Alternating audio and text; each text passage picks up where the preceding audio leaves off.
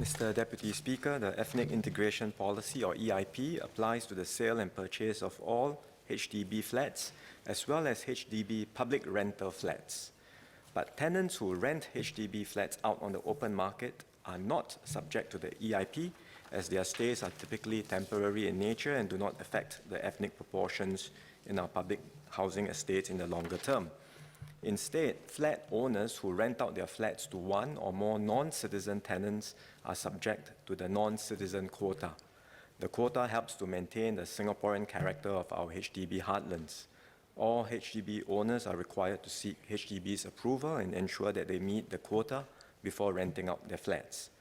HDB conducts regular inspections of flats to ensure that all flat owners adhere to HDB's regulations.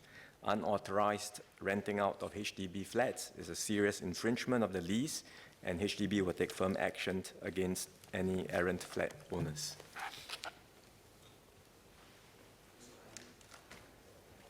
I thank the Minister for the answer.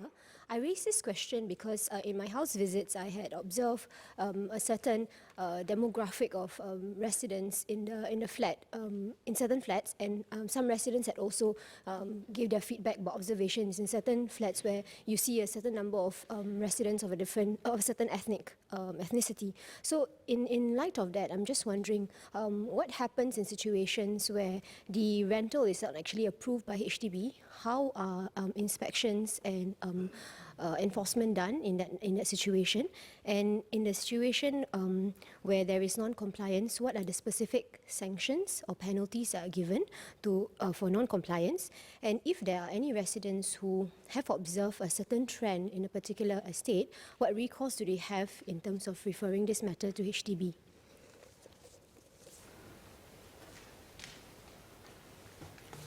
Mr. Deputy Speaker, as far as non-compliance with the limits are concerned, as I've mentioned earlier, HDB takes this very seriously, and if there are advisors or residents who suspect that there may have been breaches of the quota or the HDB approvals, then please let HDB know. We do enforcement, we do inspections, surprise inspections even, and we will take these errant flat owners to task, as I have mentioned earlier.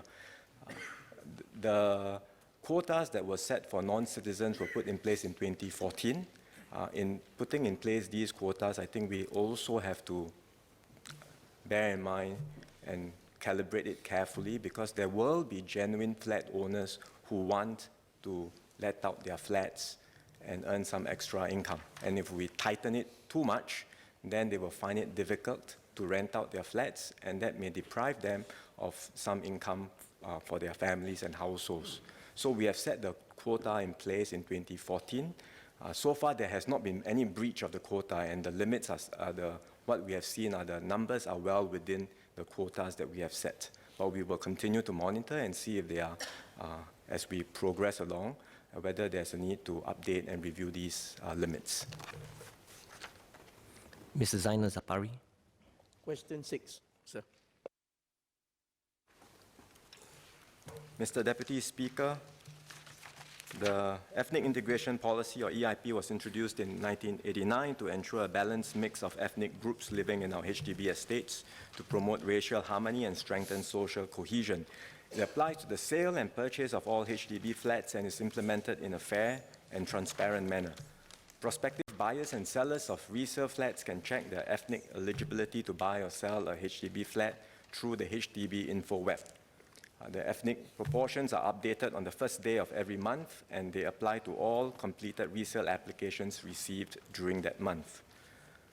Based on our experience, most flat sellers are able to secure buyers from eligible ethnic groups, given the large numbers of buyers on the market every year. For those who are unable to sell their flats, HDB may grant them an extension of time and advise them to be realistic with their asking prices. Additionally, HDB has and will continue to exercise flexibility for households of mixed parentage or marriages, or where there are exceptional circumstances.